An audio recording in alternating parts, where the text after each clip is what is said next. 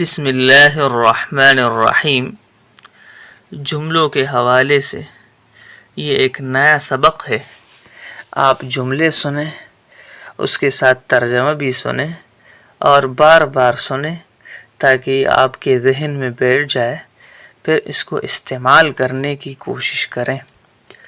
تراجع القاضی عن الحکم بعد ظہور ادلۃ جدیدۃ لصالح المتہم۔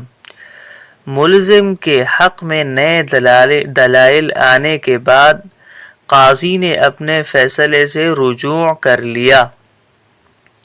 تتیح بعض مواقع التواصل الاجتماعی التراسل الفوری مما يسهل حرکت التواصل بین المستخدمین۔